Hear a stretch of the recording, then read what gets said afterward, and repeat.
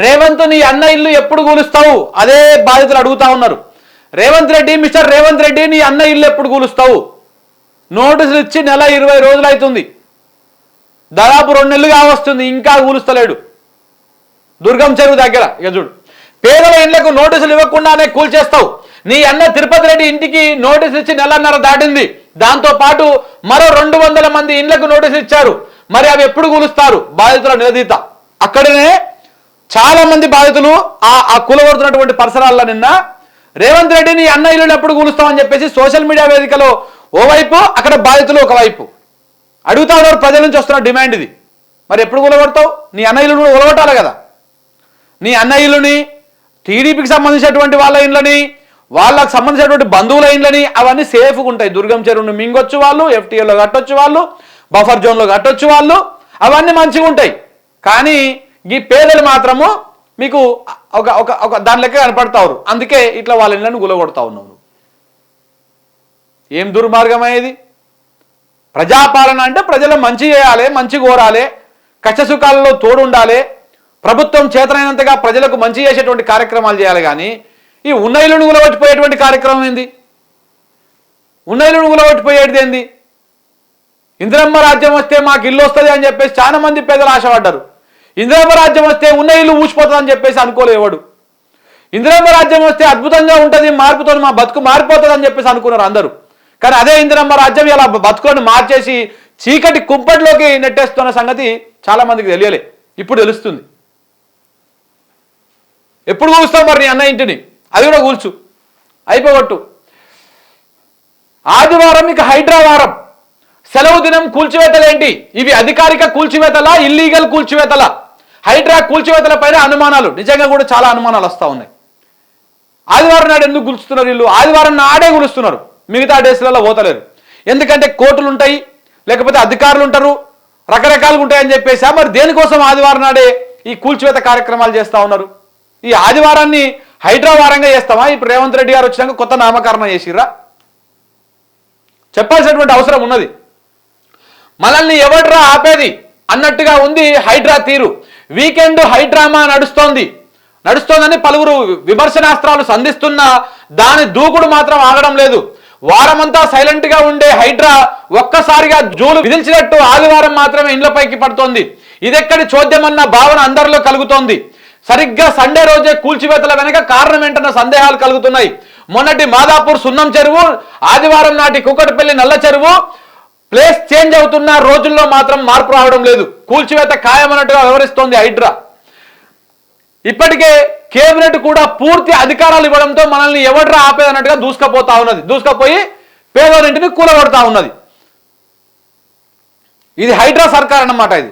ఇది నిలబెట్టే సర్కారు కాదు, ఇది కూల్చే సర్కారు. ఈ కూల్చే సర్కారు కూలగొట్టి చివరికి కూలిపోతుంది. ఇది ప్రజలకు ఎన్నడో ఒక రోజు బాగా కడుపులో మండుతుంది. జనమే తిరగబడతారు.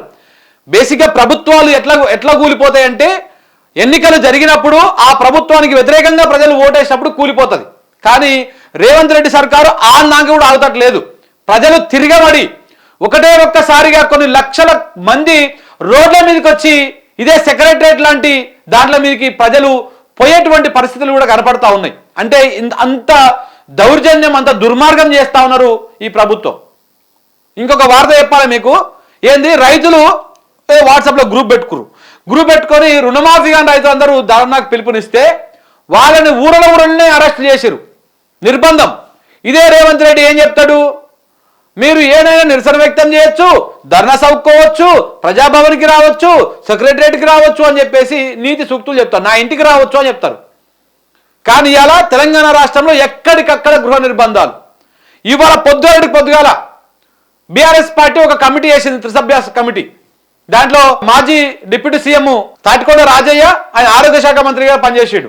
తాటికొండ రాజయ్య నేతృత్వంలో డాక్టర్ సంజయ్ ఇంకొక సభ్యుడితోటి ముగ్గురుతోని ఒక కమిటీ వేసిరు. ఆ కమిటీ ఏం చేస్తుందంటే ప్రభుత్వ ఆసుపత్రిలో చనిపోయినటువంటి వాళ్ళ వివరాలను సేకరించి పార్టీకి ఒక నివేదిక ఇస్తుంది.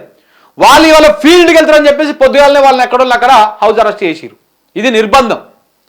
ఎక్కడికక్కడ ఏడికాడ నిర్బంధం అన్నమాట. నిరుద్యోగులను అరెస్టులు, ఉద్యోగుల ఆందోళనలు చేస్తే వాళ్ళ అరెస్టులు, గురుకుల పిల్లలను కూడా చివరికి మన చూడలేమను ఏది బస్సు రావట్లేదని ఆందోళన చేస్తే ఆ విద్యార్థులను కూడా అరెస్ట్ చేసింది. ఇది రేవంత్ రెడ్డి సర్కారు, ఇందిరమ్మ రాజ్యం, ప్రజాపాలన, లోటపీస్ పాలన, అంతకు మించి ఏం లేదు ఈడ. సో కాబట్టి ఈ విధంగా హైడ్రా పాలన, ఇది ప్రజాపాలన కాదు హైడ్రా పాలన, ఆదివారం చేస్తున్నటువంటి హై డ్రామా పాలన ఇది. ప్రజలారా అర్థం చేసుకోండి. ఈ సర్కారును మనం ఎంత తొందరగా సాగనంపితే తెలంగాణ అంత మంచిగా ముంగలుకోతుంది. లేకపోతే మనం ఒక 15 సంవత్సరాలు వెనకపోతాం. సమైక్య రాష్ట్రంలో మనం నష్టపోయిన దానికంటే ఈ దుర్మార్గుల నీచుల ఈ పరిపాలనలో ఇంకా వెనక్కి పోతా ఉన్నాం మనం. ఇప్పటిదాకా రైతు బంధు లేదు, ఇప్పటిదాకా పింఛన్ పెరగలేదు, ఇప్పటిదాకా కళ్యాణ లక్ష్మి లేదు, ఆ తులం బంగారం లేదు, ఇప్పటిదాకా ఒక్క పిల్లగానికి ఉద్యోగం ఇవ్వలేదు. వీళ్ళు వచ్చినాక ఒక్కరికి కూడా ఒక్క ఉద్యోగం కూడా ఇవ్వలేదు. 36,000 ఉద్యోగాలు గత సర్కారు ఇచ్చిపోయినాయి. ఈయన ఒక్కటి ఇవ్వలేదు. ఇంకొక 2 నెలలు పోతే సంవత్సరం వెళ్ళిపోతుంది. సంవత్సరం లోపల మేము 2 లక్షల ఉద్యోగాలు ఇస్తామని ప్రగల్భాలు చెప్పారు వీళ్ళంతా. ఒక్క ఉద్యోగం ఇవ్వలేదు ఇప్పటిదాకా. ఈ అన్నింటి గురించి ఎక్కడ మనం బయట పడుతుందో అని చెప్పేసి హైడ్రా తెచ్చి ఒక డ్రామా చేస్తా ఉన్నాడు. ప్రజలను మొత్తం దృష్టి మరల్స్తా ఉన్నాడు. రుణమాఫీ కాలేదు పూర్తిగా చెప్తున్నా కదా. 12,000 గ్రామ పంచాయతీలు ఉన్నాయి, 12,000 పైచిలకు తెలంగాణ రాష్ట్రంలో. ఏ ఒక్క గ్రామ పంచాయతీని సెలెక్ట్ చేసుకుందాం, ఆ గ్రామ పంచాయతీలో పూర్తి స్థాయిలో రుణమాఫీ అయ్యిందంటే దేనికంటే దానికి సిద్ధం. ఎక్కడ కూడా కాలేదు. స్వయంగా ముఖ్యమంత్రి గారి సొంత ఊరైనటువంటి కొండారెడ్డిపల్లి కావచ్చు, ముఖ్యమంత్రి గారి సొంత నియోజకవర్గం అయినటువంటి కోడంగల్ కావచ్చు, ఈ రెండిట్లలో ఎక్కడికైనా పోదాము, ఏడ కూడా ఒక ఊర్లో పూర్తి స్థాయిలో రుణమాఫీ కాలే.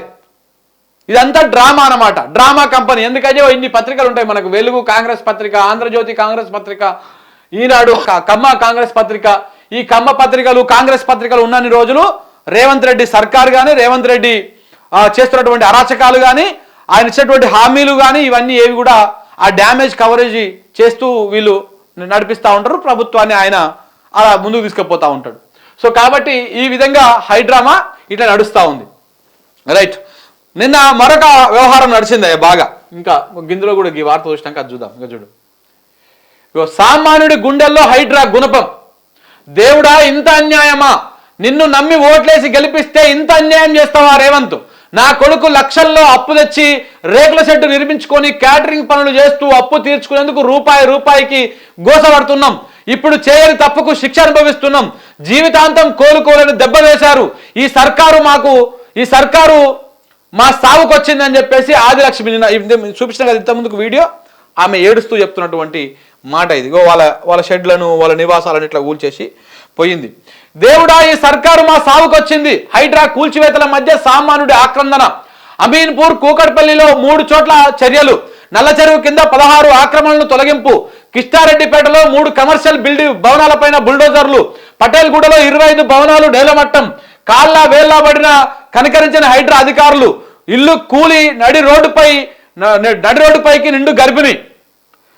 3 రోజుల క్రితం ప్రారంభమైన పిల్లల దవాఖాన కూడా కూల్చేసిరు. సామాన్లు కూడా తీసుకురావడానికి సమయం ఇవ్వలే.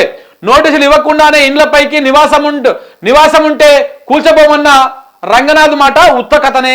ఇక చూడండి పాపం పోయి కాళ్ళ మీద పడ్డది, కనికరించలే. ఇగో ఇట్లా మొక్కిరు, కనికరించలే, ఇట్లా ఊలగొట్టిరు, పోయిరు. పాపం పండింది. ఆరిపోయే దీపానికంటే వెలుతురు ఎక్కువ వస్తుందంట. అది ఆరిపోయే ముంగల మంచిగా దగదగదగ మంతా ఉంటుంది, మంచిగా ప్రకాశవంతంగా మండుతూ ఉంటుంది, ఎక్కువ మండుతూ ఉంటుంది, వెలుగును ఎక్కువ ఇస్తూ ఉంటుంది. సో రేవంత్ రెడ్డి కూడా గట్లనే ఉన్నది. ఇది ఆరిపోయే దీపం, తొందరగా ఆరిపోతుంది. దీంట్లో నూనె తొందరగా అయిపోతుంది, ఆయిల్ జ్యూస్ తొందరగా అయిపోతుంది. ఎందుకంటే ఇప్పటికి 10 నెలలు అయింది, మహా ఎక్కువ ఇంకొక ఉంటే. సో కాబట్టి 100% ఆరిపోతుంది. ఒకవేళ ఆరిపోకుండా 5 ఏళ్ళు ఉన్నా కానీ ఇక రాజకీయంగా ఆరిపేస్తారు జనాలు, 100% ఆరిపేస్తారు. జీవితంలో మళ్ళా ఎమ్మెల్యేను ఎంపీని కాకుండా చూసుకోవాల్సినటువంటి బాధ్యత కూడా ప్రజల మీదే ఉంటుంది. ఎందుకంటే ఇలాంటి నియంత్రణని, ఇలాంటి అనాలోచిత నాయకులను, ఇప్పుడు నార్త్ కొరియాకు కిమ్ ఉన్నాడు చూసినావా, వాడికి ఏం దోస్తుంది. ఆ రాత్రి పడుకుంటాడు, ఏమైనా తిరుగుమైంది అనుకో పొద్దుగాలు పిలుస్తాడు, వానికి ఉరిశిక్ష చేస్తాడు, లేకపోతే అడ్డం నరికి చంపేస్తాడు. సో అట్లా కిమ్ ఎట్లనో ఇక్కడ మనకు ఇట్లా ఈ రేవంత్ రెడ్డి గారు అట్లా తయారయ్యారు. సో కాబట్టి ఇట్లాంటి వాళ్ళని మనం అదుపులో పెట్టుకోవాలి, లేకపోతే నియంత్రణ రాజ్యం వచ్చేస్తుంది. ఆయన మైండ్లో ఏం తొలిస్తే అది చేసేస్తాడు. ప్రజలకు అది మంచి అవుతుందా చెడు అవుతుందా ఇట్లాంటివి ఏమీ ఆలోచించాడు అనమాట. సో కాబట్టి కాస్త జాగ్రత్తగా కడుపులో భయం పెట్టుకొని మనం ఉండాల్సినటువంటి అవసరం కూడా ఉన్నది.